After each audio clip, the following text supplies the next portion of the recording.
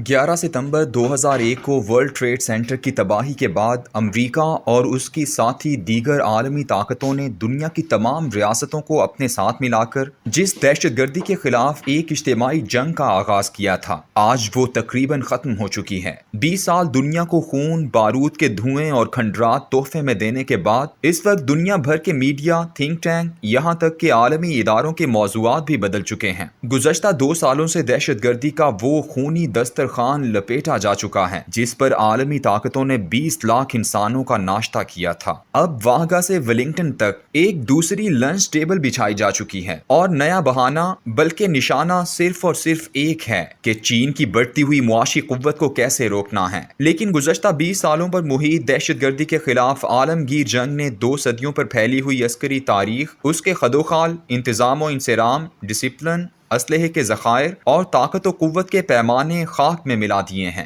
ان 20 سالوں میں امریکہ اور اس کے اتحادیوں نے 2 ممالک پر حملہ کیا، ایک صدام حسین کا عراق اور دوسرا عمر ثالث ملا محمد عمر کا افغانستان۔ صدام حسین کا عراق جنگ عظیم اول کے بعد ترتیب دینے والے دنیا کے نقشے کے عین مطابق ایک شاندار قومی ریاست تھی جس کی اپنی ایک فوج، ایک آئین، پارلیمنٹ، جدید ریاستی ڈھانچہ، کرنسی، بینک وغیرہ سب کچھ ویسا تھا جیسا اقوام متحدہ اور اس کے ذیلی اداروں کو چاہیے تھا۔ جبکہ ملا محمد عمر کی امارات اسلامیہ افغانستان کے 5 سالہ امن و آتشی کے دور کو صرف 3 ممالک پاکستان، سعودی عرب اور متحدہ عرب امارات نے تسلیم کیا تھا۔ ایران جیسے امریکہ مخالف ملک بھی مصلحتاً گو مگو میں مبتلا رہے۔ دنیا کے سامنے یہی تاثر دینے کی کوشش کی جاتی رہی کہ ملا محمد عمر کی حکومت کوئی قرون وسطیٰ کے قبائلی زمانے کی پسماندہ اور دقیانوس ریاست ہے جس کا جدید دنیا کے ساتھ کوئی تعلق نہیں۔ یہ تو اصل میں عالمی نقشے کے مخمل پر ٹاٹ کا ایک پیوند۔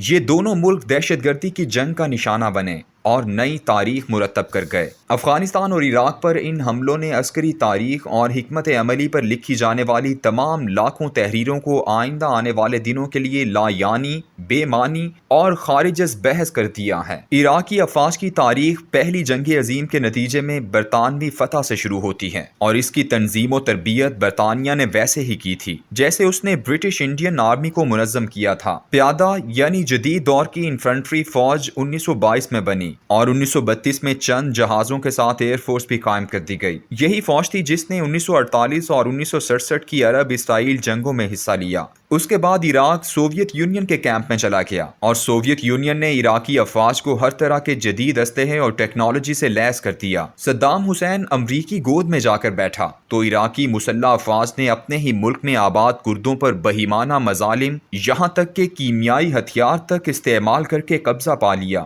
ایران میں آیت اللہ خمینی کا انقلاب آیا تو اسی فوج کو ایران کے ساتھ 8 سال تک امریکہ نے جنگ میں الجھائے رکھا۔ جس وقت امریکہ نے 19 مارچ 2003 کو عراق پر حملہ کیا تو اس وقت عراقی افواج کی طاقت و قوت بے پناہ تھی۔ عراقی فوج 5,38,000 حاضر سپاہیوں پر مشتمل تھی، جن کے پاس 6,50,000 ریزرو بھی تھے۔ عراق کے پاس 2,000 tank, 3,700 arm personnel carrier, 2,300 infantry fighting vehicle اور 300 فائٹر جیٹ طیارے موجود تھے۔ اس کے ساتھ ساتھ 12,000 اسپیشل عراقی ریپبلکن گارڈز، 75,000 عراقی ریپبلکن گارڈز اور 30,000 فدائین صدام بھی تھے جو ہر طرح کے اسلحے سے لیس اور کمانڈو ٹریننگ حاصل کیے ہوئے تھے۔ صدام حسین کے زمانے میں عراق کی اسلحہ سازی کی صنعت دنیا کی چند بڑی صنعتوں میں سے ایک تھی۔ بندوق کی گولیوں سے لے کر بیلسٹک میزائل، سمندر میں بچھائی جانے والی بارودی سرنگیں، اسد بابل کے نام سے جدید ٹینک، کلسٹر بم، انفرا ریڈ کی مدد سے چلنے والے میزائل،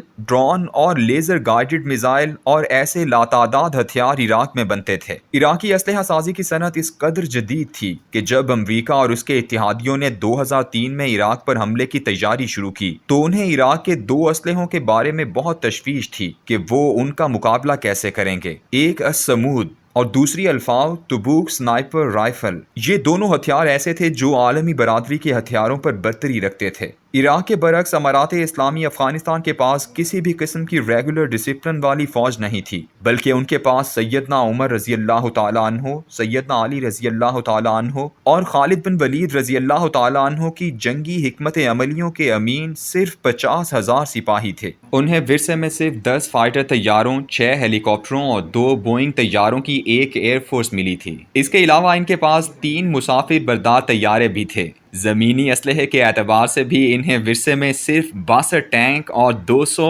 APG بندوقیں میسر آئی تھیں، لیکن تمام عالمی جائزے عسکری تجزیے اور طاقت کے موازنے ناکام ہو گئے۔ جب امریکہ اور اس کی اتحادی افواج عراق میں داخل ہوئیں تو ایک سناٹے کا عالم تھا۔ ٹینک خاموش تھے، فائٹر جہاز کھڑے کے کھڑے رہ گئے اور 12 لاکھ افواج کا کوئی عطا پتہ نہ مل سکا۔ کس قدر آسانی سے ایک بڑی عسکری قوت نے چھوٹی عسکری قوت کو ایسے ہضم کیا جیسے بڑی مچھلی چھوٹی مچھلی کو کھاتی ہے۔ امریکہ نے اپنی مرضی کا آئین بنوایا۔ دنیا اسلام کے بڑے مسلکی مراکز نجف و کربلا اور بغداد کی موجودگی میں سیکولر جمہوری آئین کے تحت الیکشن کروا کر اقتدار پر اپنے کاسہ لیس بٹھائے، اور امریکہ آج تک وہاں اس حد تک موجود ہے کہ عراق کی حکومت کی دعوت پر آنے والی ایرانی پاسداران کے سربراہ قاسم سلیمانی پر بے خوفی سے حملہ کر کے جاں بحق کر دیتا ہے۔ ابھی 28 جون 2021 کو امریکہ نے عراق ملیشیا کے ہیڈ کوارٹرز حشد الشیبی پر حملہ کر کے اسے تباہ کر دیا ہے۔ عراق کی سیاسی، عسکری، مالی، یہاں تک کہ اس کے معاشرتی معاملوں پر بھی ابھی تک امریکہ ہی نگران ہے۔